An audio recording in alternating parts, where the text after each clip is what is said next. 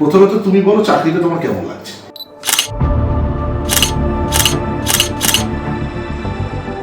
অনেকই খুশি লাগছে, আমার ভালো লাগছে। বাবা মা ভালো। দিদা মামি মামা সবাই খুশি, বেশি সবাই খুশি এখানে। বাহ, এবার আমার একটা কথা বল, তুমি মেনলি কোথা থেকে বিলং করছো?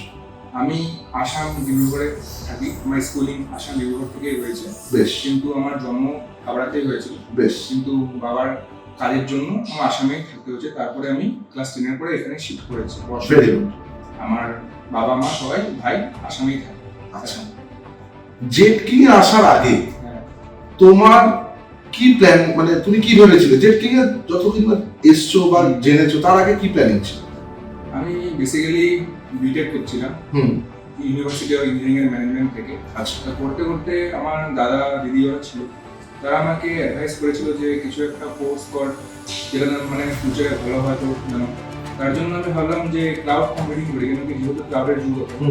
তা আমাকে সবাই অনেকে রেফার করলো জেটকিং ভালো, তার জন্য আমি জেটকিং সাথে কথা বললাম, রাইসিএমের সাথে কথা বললাম। রাইসিএম বললো ছোট ছোট কনসেপ্টটা কিভাবে কি পড়াশোনা করলে তোমার ভালো হবে বা কিছু।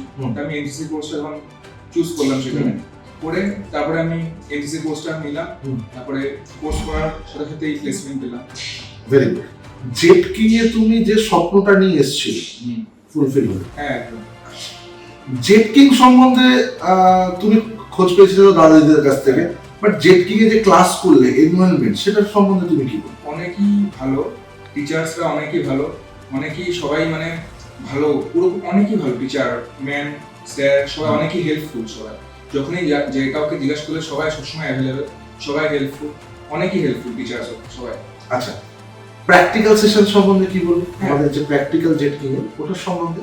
প্র্যাকটিক্যালস অনেকেই ভালোভাবেই করায় সবাই, অনেকেই ল্যাব অ্যাসিস্ট্যান্টও থাকে, যদি অসুবিধা হয় তার জন্য হেল্প করার জন্য, ঠিক আছে।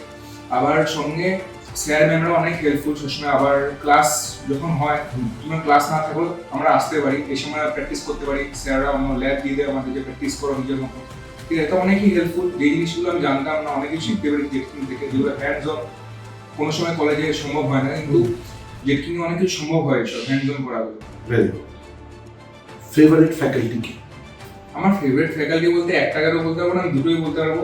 একটা হলো কৃষ্ণেন্দু স্যার, আর একটা হচ্ছে অনুষা ম্যাম। অনুষা ম্যাম হচ্ছে আমাদের পিডি ম্যাম ছিল, আর কৃষ্ণেন্দু স্যার হচ্ছে আমার টেকনিক্যাল স্যার ছিল।